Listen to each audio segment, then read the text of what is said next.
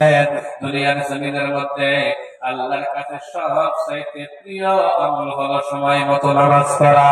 জোরে কোন সুবহানাল্লাহ। 2 নম্বর আমল ডাক দিয়ে বলে, নবী গো বলতো সুন্নাহ আইয়ো, নবী গো তারপরে কোন আমলটা আল্লাহর কাছে সবথেকে বেশি প্রিয়? বলা রাসূলুল্লাহ সাল্লাল্লাহু আলাইহি ওয়াসাল্লাম নবী ডাক দিয়ে বললেন, আব্দুল্লাহ ও আব্দুল্লাহ ইবনে মাসউদ, তুমি শুনে নাও আল্লাহর কাছে তারপরে সবথেকে প্রিয় আমল হলো দুনিয়াতে বাবা মার খেদমত করা। বলে কোন সুবহানাল্লাহ। এ বন্ধু, এই মাহফিলে বহুতের বাবা মা দুনিয়ার জমিন ছেড়ে বিদায় হয়ে কবরে চলে গেছে, আছে না নাই? কার কার বাবা নাই, কার যেন মা নাই। ঈদের দিন সকালবেলা হলে মা সুন্দর করে গোসল করাইয়া দিত রে বন্ধু, বাবা হাতটা ধরে ধরে ঈদের ময়দানের মধ্যে নিয়ে যাইত, এমন আছে না নাই? এ বন্ধু, বাড়িতে গেলে আজকে সেই মা কেউ দেখা পাবে না, বাড়িতে গেলে আজকে সেই বাবা কেউ দেখতে পারবে না। কথা বলেন ঠিক না ঠিক? যার বাবা মা বেঁচে আছে, আমি আপনাদের পা ভর্ত ধরিয়ে ধরে বলে,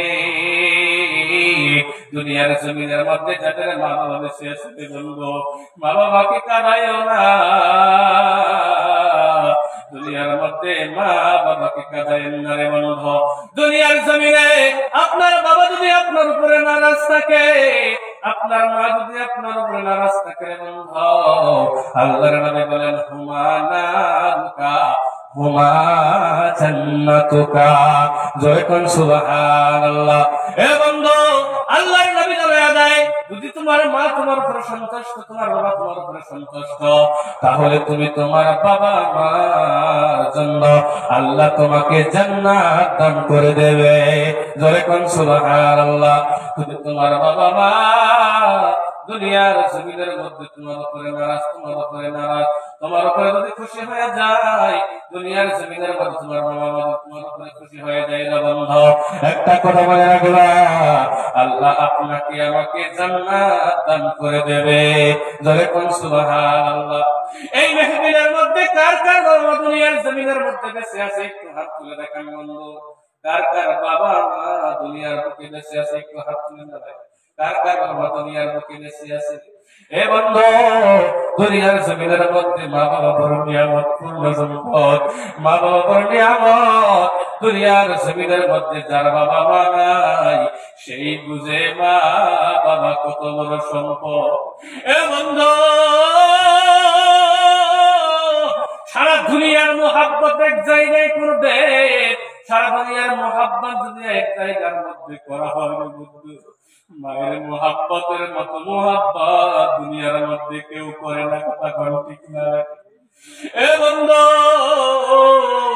আমরা যখন মায়ের পেটের মধ্যে ছিলাম রে বন্ধু, পেটের মধ্যে লাথি মারতাম, মা জনম দুঃখী দুনিয়ার জমিনের মধ্যে এমন হয়ে যাইতো, বিছানা থেকে ঝাঁপ দিয়ে উঠে দুনিয়ার জমিনের মধ্যে দরওয়াজার সামনে এসে দাঁড়ায় যাইত। হে বন্ধু, মা দুনিয়ার জমিনের মধ্যে বড় কষ্ট করে। হে বন্ধু, দুনিয়ার জমিনের মধ্যে যখন সন্তান ভূমিষ্ঠ হয়, ওই কষ্ট যদি কোন পুরুষকে দেওয়া যায় তোরে বন্ধু, দুনিয়ার মধ্যে কোন পুরুষই সহ্য করতে পারতো না, দুনিয়ার মধ্যেই শহীদ হয়ে যেত। জোরে কোন সুবহানাল্লাহ। হে বন্ধু, এত কষ্ট করার পর সন্তানকে ভূমিষ্ঠ করে মা, আজকে তুমি যুবক, সেই মাকে কেমন করে চোখ রাঙিয়ে কথা বলো রে যুবক, সেই মাকে কেন কষ্ট দাও, সেই মাকে তুমি কেমন করে কষ্ট দাও রে যুবক। এ যুবক, পায়ের মধ্যে হাত রেখে বলে যায়, দুনিয়ার জমিনের মধ্যে তুমি যদি তোমার মাকে মোহাব্বত করতে পারো, তোমার বাবাকে মোহাব্বত করতে পারো, তোমার বাবা যদি দোয়া করে, দুনিয়ার মধ্যে তুমি কোন জায়গায় তোমাকে আল্লাহ ঠেকাবে না। জোরে কোন সুবহানাল্লাহ। সারা পৃথিবীর মানুষ একদিকে চলে যাবে, যদি তোমার বাবা মার দোয়া তোমার উপরে থাকে, এবং দুনিয়ার কোন মানুষ তোমার বিপক্ষে যেতে পারবে না। জোরে কোন সুবহানাল্লাহ। বন্ধু, দুনিয়াতে মা বড় সম্পদ, বাবা বড় সম্পদ। দুনিয়ার জমিনের মধ্যে যখন কোন সন্তান বাড়ি থেকে বাহির হয়ে যায়, কোন সন্তান যখন বাড়ি থেকে বাহির হয়ে কোথাও চলে যায়, আচ্ছা বলেন তো, সন্তান বাড়িতে না আসা পর্যন্ত কোন মা কিন্তু জমিনের মধ্যে ঘুমায় না। কথা বলেন ঠিক না ঠিক? আজকে যাদের মা দুনিয়াতে নাই, তাদের জন্য কিন্তু কেউ অপেক্ষা করে না। কথা বলেন ঠিক না ঠিক? জমিনের মধ্যে সকলেই ঘুমিয়ে যায়, দুনিয়ার মধ্যে মা যাদের আছে তারা দেখবেন বাড়িতে না আসা পর্যন্ত কোন মা কিন্তু দুনিয়ার জমিনের মধ্যে ঘুমায় না রে বন্ধু। এ বন্ধু, আল্লাহর নবীজি মাঝে মাঝে হুক হুক হুক হুক করে কাঁদতে, সাহাবারাও নবীর সঙ্গে কাঁদতেন। নবীজি বলতেন, সাহাবারে তোমরা কেন কান্দো, তোমরা কেন কান্দো?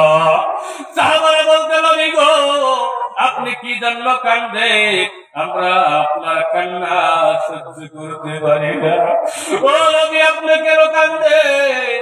নবীজি চোখের পানি মুছতেন আর বলতেন, সাহাবারে আমার মায়ের কথা আমার মনে পড়ে গেছে। আমার মা আমাকে কত মহব্বত করত, গালের মধ্যে তোমা খাইতো, আমার মা কত জড়ায়া ধরতো আমারে। আমার মায়ের মহব্বতের কথা মনে পড়ে গেছে রে সাহাবা। আমার যদি মা বেঁচে থাকতো, দুনিয়ার জমিনের মধ্যে আমি মানুষদেরকে দেখাইয়া দিয়ে যাইতাম, আমার উম্মতদেরকে আমি দেখাইয়া দিয়ে যাইতাম রে সাহাবা। দুনিয়ার মধ্যে মার খেদমত কেমন করে করা লাগে, যেরকম সুবহানাল্লাহ। এ বন্ধু, মায়ের দোয়া কত বড় সম্পদ, মায়ের দোয়া কত বড় সম্পদ। দুনিয়ার জমিনের মধ্যে হযরত আল্লাহর নবী সাল্লাল্লাহু আলাইহি ওয়াসাল্লাম হযরত ওমরকে ডাক দিয়ে বললেন, ওমর, ও ওমর। আবার হযরত আলীকেও ডাক দিয়ে বললেন, দুইজন সাহাবাকে ডাক দিয়ে বললেন, ওমর আমি যখন দুনিয়ার জমিন ছেড়ে বিদায় হয়ে যাব, আমার বিদায় হয়ে যাবার পর একটা আমার উম্মত আসবে, ওই উম্মতের কাছ থেকে তোমরা আমার উম্মতের জন্য দোয়া চেয়ে নিও। জোরে কোন সুবহানাল্লাহ। আমার ওই উম্মত আল্লাহর কাছে যা দোয়া করবে, আমার আল্লাহ আমার উম্মতের সকল দোয়া কবুল করে নেবে। এই মানুষটা কোনো ছোট মানুষ নাকি বলেন? আল্লাহর নবী হযরত ওমরকে ডাক দিয়ে বলল, ওমর ওই আমার উম্মত যখন আসবে, দয়া করে তার কাছে গিয়ে আমার উম্মতের জন্য দোয়া চেয়ে নিও, তোমাদের জন্য দোয়া চেয়ে নিও।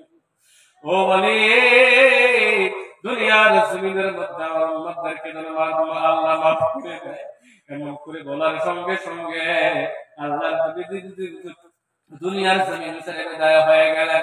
হযরত ওমর খলিফা অবস্থা, এ বন্ধু তিনি যখন খলিফা হয়ে গেলেন, মসজিদ নববীর মধ্যে বয়ান করতেছেন। আল্লাহর নবী বললেন, ওমর তুমি শুনে নাও, তার নাম হবে ওয়াইস কারনি। নাম শুনছেন না নাই গো? ওয়াইস কারনি নাম শুনছেন না নাই? আরবি ভাষায় তার নাম হলো ওয়াইস কারনি। করণ নামক দেশে তার জন্ম হবে, করণের মধ্যে সে থাকবে রে বন্ধু। হযরত ওমর রাদিয়াল্লাহু তাআলা আনহু যখন খলিফা হয়ে গেলেন, খলিফা হওয়ার পর মসজিদে নববীর মধ্যে বয়ান করতেছেন হযরত ওমর। ডাক দিয়ে বললেন, করম থেকে কোন মানুষ আসছেন নাকি? একজন যুবক বান্দা দাঁড়ায় বলে, হুজুর আমি আসছি করম থেকে। ডাক দিয়ে বললেন, ভাই আপনাদের এলাকার মধ্যে ওয়াইস নামের কোন মানুষ আছে নাকি বলেন? ডাক দিয়ে বললেন, হুজুর ওই মানুষটা তো বড় পাগল, দুনিয়ার মধ্যে কোন জ্ঞান তার, ভালো জ্ঞান তার নাই, সাদা সিধা মানুষ, মানুষের গরু গরু বকরি সরাইয়া সরাইয়া শিখায়। ও হুজুর ওই মানুষটা দুনিয়ার মধ্যে একটু হালা ভোলা মানুষ, দুনিয়ার মধ্যে একটু বোধাই টাইপের মানুষ, একটু সাহস সরল মানুষ। ডাক দিয়া বলল, আল্লাহর বান্দা তুমি শুনে নাও, শুনে নাও, দুনিয়ার জমিনের মধ্যে ওই মানুষটা পাগল না, দুনিয়ার মধ্যে তুমি সব থেকে বড় পাগল। কথা বলেন ঠিক না ঠিক? যেই মানুষটার কথা আমার নবীজি এত সুন্দর করে বলে দিয়েছেন, আমার ওই উম্মত যা দোয়া করবে আল্লাহ সব দোয়া কবুল করে নেবে। জোরে কোন সুবহানাল্লাহ। এবার যখন লাহে লাহে করে সমস্ত ঠিকানা নিয়ে যাওয়ার পরে যখন ওই করোনার মধ্যে যাওয়া আরম্ভ করে দিলেন হযরত আলী, হযরত ওমর রাদিয়াল্লাহু তাআলা আনহুমা, তিনারা যখন চলে গেলেন এবার বন্ধ করোনার মধ্যে গিয়ে দেখে ওয়াইস কারণে উটবকরি ছেড়ে দিয়ে উটবকরি ঘাস খাইতেছে এবং তিনি নামাজের মধ্যে দাঁড়ায় গেছে। জোরে কোন সুবহানাল্লাহ। বিছানার মধ্যে গিয়ে দাঁড়ায় গেলেন, ও যুবক পা দুটো গায়ে দাও, পায়ের মধ্যে হাত রেখে বলে যাই, আমরা কোনদিন যাদের মা বাবা আছে আমরা কোনদিন মা বাবাকে কষ্ট জমিনের মধ্যে দেব না। দুইটা হাত তুলে দেখায়া দে, দুইটা হাত তুলে দেখায়া দে। লিল্লাহি তাকবীর। আল্লাহ তুমি সকলের হাতকে কবুল মঞ্জুর করে নাও। হযরত ওমর, হযরত আলী তিনার পিছনে গিয়ে দাঁড়ায় রইলেন। তিনার পিছনে গিয়ে যখন দাঁড়ায় রইলেন রে বন্ধু, তিনি বুঝতে পারলেন পিছনে কে বা আছে, পিছনের মধ্যে কে বা আছে। সঙ্গে সঙ্গে তিনি নামাজটা সুন্দর করে সেরে দিয়ে যখন পিছনের মধ্যে সালাম দিয়ে বললেন, কে আপনারা কে? সঙ্গে সঙ্গে হযরত আলী রাদিয়াল্লাহু তাআলা আনহু ডাক দিয়ে বললেন, আপনার নাম কি? সালামের জবাব দিয়ে বললেন, আপনার নাম কি? ডাক দিয়ে বললেন হযরত ওয়াইস কারণী রাহমাতুল্লাহ আলাইহি, ডাক দিয়ে বললেন, আমি হলাম আল্লাহর বান্দা। জোরে কোন সুবহানাল্লাহ। হযরত আলী রাগান্বিত হয়ে গেলেন, তুমি তো আল্লাহর বান্দা জানি, কিন্তু আমি তোমার নামটা জিজ্ঞাসা করছি, তোমার নামটা কি? এবার যখন হযরত আলী রাদিয়াল্লাহু তাআলা আনহুর কথা শুনে তোমার নাম বন্ধু বলতে চাইতেছে না, ডাক দিয়ে বললেন, তুমি কি চেনো এই মানুষটাকে?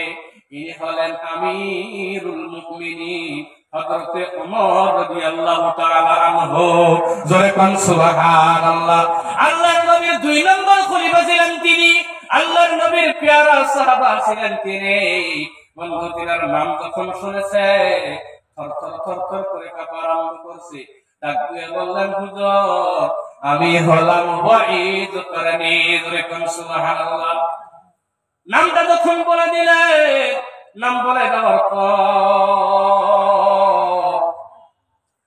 ডাক দিয়ে বললেন, ভাই আল্লাহর নবীজি এত সুন্দর করে বলে গেলেন, আল্লাহর নবী বলেছে আপনার সঙ্গে যখন আমাদের মোলাকাত হয়ে যাবে আল্লাহর নবীর উম্মতের জন্য আপনি একটু হাত তুলে আল্লাহর কাছে দোয়া করেন। জোরে কোন সুবহানাল্লাহ। চোখ দিয়ে দরদর করে পানি পড়া আরম্ভ হয়ে গেল। ডাক দিয়ে বলল, ভাইজান ও আল্লাহর নবীর সাহাবা, ও গো হুজুর জিন্দেগীর জমিনের মধ্যে আমি কেমন করে দোয়া করব? আল্লাহর নবীজি দুনিয়ার জমিনের মধ্যে এত বড় নবী, আমি তিনার পেয়ারা উম্মত, আমি তিনাকে অন্তর থেকে অনেক মহব্বত করি। জোরে জোরে করার পরে রে বন্ধু তিনি যখন দোয়া করে দিলেন, সুন্দর করে দোয়া করে দিলেন। দোয়া করার পরে এলাকার মধ্যে ঘোরাঘুরি আরম্ভ করে দিলেন। দুনিয়ার জমিনের মধ্যে এমন আমল করেছে যে আমলের জন্য আল্লাহ তিনার সমস্ত দোয়া কবুল করে নেয়। জোরে কোন সুবহানাল্লাহ। সাহাবারা এলাকার মধ্যে প্রত্যেকটা জায়গার মধ্যে জিজ্ঞাসা করতে লাগলেন, কি আমল তিনি দুনিয়ার জমিনের মধ্যে করছেন। মানুষ পায় না একজন মানুষের সঙ্গে মুলাকাত হয়ে গেল। ডাক দিয়ে বলল, ভাই ও ভাই বলেন ওয়াইস কারণে দুনিয়ার জমিনের মধ্যে এমন কোন আমল করছে যে আমলের জন্য তিনাকে আল্লাহ তিনার সমস্ত দোয়া কবুল করে নেয়। ধরে কোন সুবহানাল্লাহ। তিনি দুনিয়ার জমিনের মধ্যে এমন কোন আমল করলেন, কোন আমলের জন্য এত বড় পাওয়ার তিনাকে আল্লাহ দান করে দিলেন। ভাইজানটা ডাক দিয়ে বলল, হুজুর দুনিয়ার জমিনের মধ্যে ওয়াইস বড় মায়ের পাগল ছিল। সুবহানাল্লাহ। মাকে এত মহব্বত করত, মাকে কোনোদিন কষ্ট দেয় নাই, মাকে কোনোদিন দুনিয়ার জমিনের মধ্যে কষ্ট দেয় নাই রে বন্ধু। মাকে এত মহব্বত করত, মা দুনিয়ার জমিনের মধ্যে ওয়াইজের প্রতি বড় সন্তুষ্ট হয়ে গেছে হুজুর। সন্তুষ্ট হয়ে যাওয়ার পর আল্লাহকে ডাক দিয়ে বলছে, মালিক আমার ওয়াইজ আমারে বড় খেদমত করেছে হে আল্লাহ।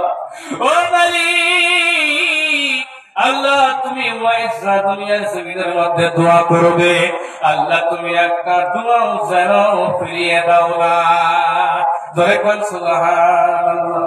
হে বন্ধু, মা আল্লাহর কাছে দোয়া করে দিয়েছে ওয়াইজের জন্য।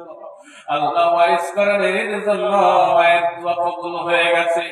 মায়ের দোয়া কবুল হওয়ার পর ওয়াইজ দুনিয়াতে যা দোয়া করত সকল দোয়া আমার আল্লাহ সেকেন্ডের মধ্যেই কবুল করে নিত।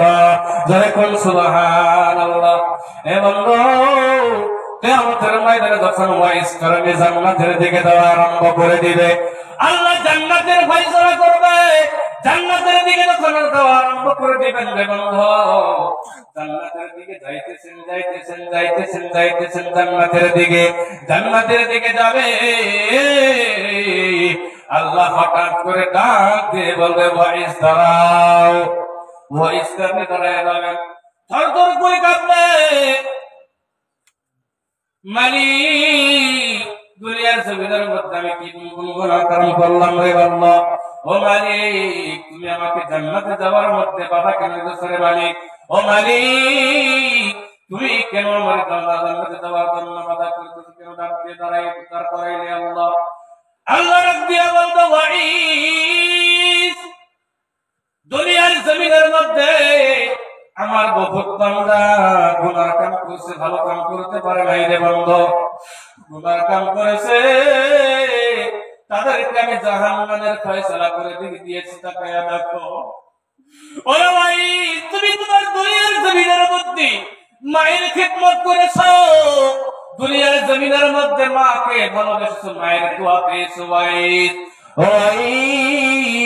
তোমার খেদমতের উপরে আমি বড় রাজি হয়ে গেছি, তোমার মাও বড় রাজি হয়ে গেছে।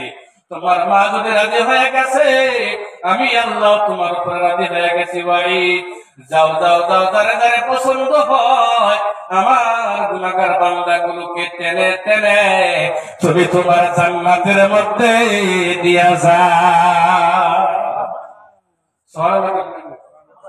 একটু জোরে কোন সুবহানাল্লাহ।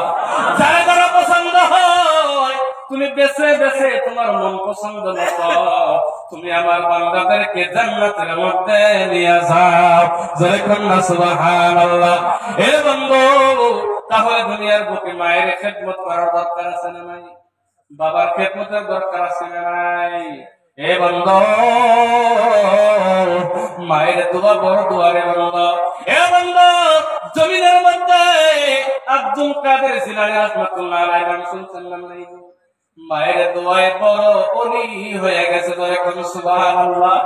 মা পানি খাবে, সন্তানকে বলেছে, মা বাবা যাও যাও যাও, তুমি আমার জন্য একটু পানি নিয়ে আসো। সন্তান গেছে পানি আনার জন্য, এসে দেখে মা জমিনের মধ্যে ঘুমায় গেছে। মার বিছানার সামনে দাঁড়ায় দাঁড়ায় রয়েছে। মা যখন তাহাজ্জুদের নামাজ পড়বে, ওই সময় যখন ঘুম থেকে উঠে গিয়েছেন, উঠে দেখে সন্তান মায়ের বিছানার সামনে পানি নিয়ে দাঁড়ায় দাঁড়ায় রয়েছে। ধরে কন্যা সুবহানাল্লাহ। মা ডাক দিয়ে বলল, বাবা রে, তুমি এতক্ষণ ধরে দাঁড়িয়ে রয়েছ, তোমাকে পানি আনার জন্য আমি পাঠাইছি। আমার দেখো ক্ষণ এসে গেছে, আমি তো বুঝতে পারি নাই রে বাবা, তুমি এতক্ষণ ধরে দাঁড়িয়ে রয়েছ। দুনিয়ার জমিনের মধ্যে তুমি তোমাকে ডাক দিতে পারতে। হযরত আব্দুল কাদের জিলানী রাহমাতুল্লাহ আলাইহি ডাক দিয়া বলে, ও মা, জমিনের মধ্যে তুমি ঘুমায়া গেছো গো মা। তুমি যদি বহু বছর পর্যন্ত কিয়ামত পর্যন্ত ঘুমায়া থাকতে বাবা, আমি এমন করে কিয়ামত পর্যন্ত পানি নিয়ে দাঁড়ায়া থাকতাম। জোরে কোন সুবহানাল্লাহ। আমি তোমাকে ডাক দিলে তোমার ঘুম ভেঙে যাইতো গো মা, তোমার বড় কষ্ট হইতো গো মা। আমি তোমাকে কষ্ট দিতে চাই নাই গো মা। এমন করে দোয়া প্রমাণ করে বলার সঙ্গে সঙ্গে আল্লাহর কাছে হাত উত্তোলন করে বলে, মালিক ও আমার আল্লাহ, আমার আব্দুল কাদেরকে তুমি জামানার বড় ওলি বানায়া দাও। জোরে কোন সুবহানাল্লাহ। এ বন্ধু, দুনিয়ার জমিনের মধ্যে মায়ের দোয়া নেওয়া দরকার আছে না নাই? মায়ের দোয়া লও হে মুমিন, মায়ের দোয়া লও। করো সবাই, মায়ের দোয়া লও হে মুমিন, মায়ের দোয়া লও। বিপদে পড়বে না তুমি যখন যেথায় যাও, বিপদে পড়বে না তুমি যখন যেথায় যাও। মায়ের দোয়া লও হে মুমিন, মায়ের দোয়া লও। মায়ের দোয়া লও হে মুমিন, মায়ের দোয়া লও। আল্লাহ সকলকে আমার করার তৌফিক দান করুক। সকলে বলেন আমিন। জোরে বলেন আমিন। লা ইলাহা ইল্লাল্লাহ, জোরে লা ইলাহা ইল্লাল্লাহ, লা ইলাহা ইল্লাল্লাহ, লা ইলাহা ইল্লাল্লাহ, জোরে লা ইলাহা ইল্লাল্লাহ, লা ইলাহা ইল্লাল্লাহ, লা ইলাহা ইল্লাল্লাহ, জোরে লা ইলাহা ইল্লাল্লাহ, লা ইলাহা ইল্লাল্লাহ মুহাম্মাদুর রাসূলুল্লাহ। জোরে বলেন সাল্লাল্লাহু আলাইহি ওয়াসাল্লাম। আর একটু জোরে বলেন সাল্লাল্লাহু আলাইহি ওয়াসাল্লাম। বন্ধু, আমার দুনিয়ার জমিনের মধ্যে মায়ের খেদমত বড় দরকার আছে। কথা বলেন ঠিক না ঠিক? কাবা ঘরের বর্তমান ইমাম একজন ইমাম রয়েছে, যার নাম হলো ইমাম আল কালবানী। নাম কি গো? ইমাম আল কালবানী। তিনি ডাক দিয়ে বলে, ও পৃথিবীর মানুষ, তোমরা শুনে নাও, আমি আমার মায়ের বদদুয়ায় কাবা ঘরের ইমাম হয়ে গেছি। ধরে কন্যা সুবহানাল্লাহ। দুনিয়ার জমিনে আমি আমার মায়ের বদদুয়ায় কাবা ঘরের ইমাম হয়ে গেছি। ও বন্ধু, দুনিয়ার জমিনের মধ্যে আপনি যত আপনার সন্তানকে কোন সময় বদদুয়া করবেন না, এমন দোয়া করবেন আল্লাহ যেন আপনার সন্তানকে দুনিয়ার জমিনের মধ্যে সব থেকে বড় ওলি বানায়া দেয়। আমরা সকলে দোয়া করবো ইনশাআল্লাহ। সকলের সন্তান আছে না নাই? এ বন্ধু,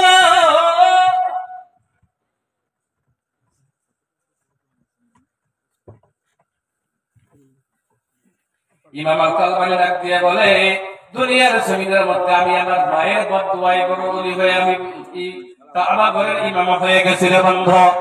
এমন করে বলার পর ডাক দিয়ে বলতেছেন, দুনিয়ার জমিনের মধ্যে আমি ছোট্ট অবস্থায় বড় দুষ্ট ছিলাম। আচ্ছা, আপনাদের আমরা খবর আছে নাকি? ছোট ছোট বাচ্চারা দুষ্ট টাইপের নাই?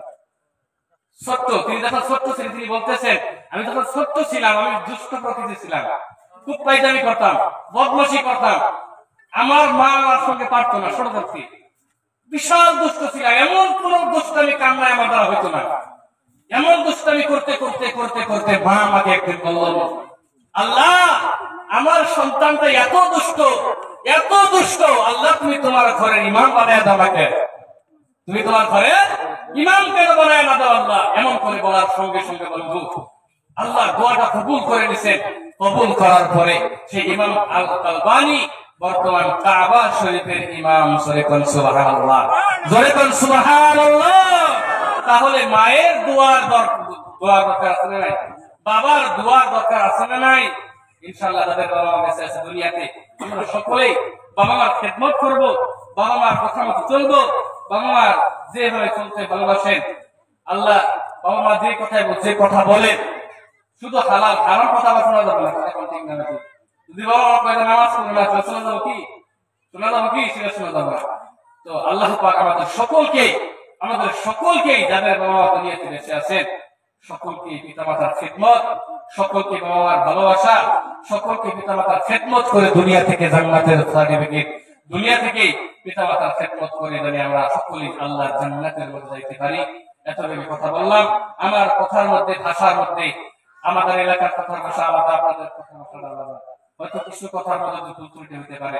যদি কারো মনে আঘাত দিয়ে থাকি নিজের ভাই নিজের ভাতিজা হিসেবে আমাকে ক্ষমা করবেন এবং আমার জন্য দোয়া করবেন। আল্লাহ যেন আমাকে কবুল করে মৃত্যুর সময় ঈমানের সহিত মৃত্যু দেয় এবং আমি আপনাদের জন্য দোয়া করি আল্লাহ যেন আপনাদেরকে মৃত্যুর সময় কলেমা নসিব করে ঈমানের সহিত তো আল্লাহ আপনাদেরকে মৃত্যু দেয়। এতটুকু দোয়া নিয়ে আমি আপনাদের সম্মুখে বিদায় নিচ্ছি। আসসালামু আলাইকুম।